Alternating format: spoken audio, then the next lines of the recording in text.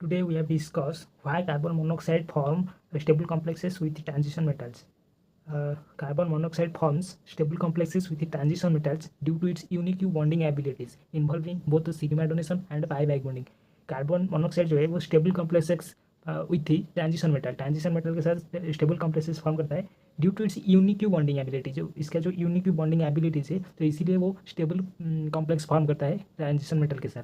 तो क्या bonding abilities है, जैसे कि इन्वॉल्विंग बोथ सिग्मा डोनेशन और पाई डाई बॉन्डिंग। तो पहले हम देखेंगे सिग्मा डोनेशन।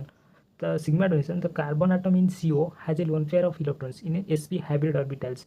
तो carbon atom in CO has a lone pair of electron in sp hybrid orbitals.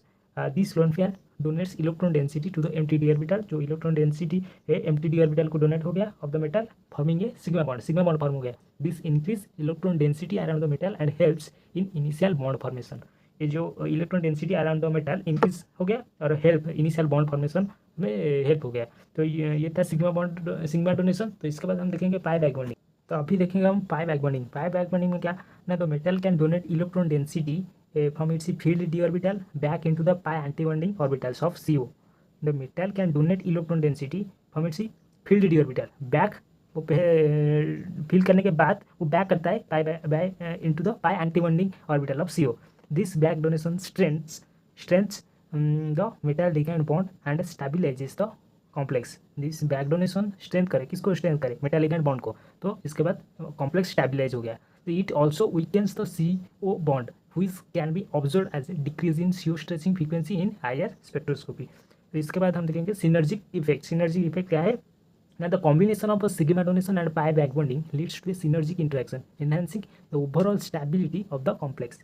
ये जो दो डोनेशन हो गया, जैसे सिग्मा डोनेशन और पाई बैक बॉन्डिंग, जो इसको लीड करने के बाद सिनर्जिक इंटरेक्शन, जो इंटरेक्शन हुई, इसको जो कॉम्बिनेशन हुआ है दोनों पाई सिग्मा डोनेशन और पाई बैक बॉन्डिंग के अंदर, तो इसको हम बोलेंगे क्या, synergic interaction. This dual bonding nature makes CO an excellent ligand for forming strong and stable complexes with many transition metals. This unique bonding nature CO has A stable complexes with many transition metals.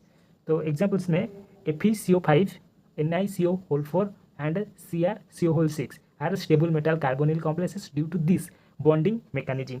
तो ये था हमारा CO complexes stable इन्हीं transition metal complexes कैसे stable हो रहा था। तो इसका बॉन्डिंग, जो यूनिक बॉन्डिंग एबिलिटीज था उसके बारे में हम डिस्कस किए। तो थैंक यू।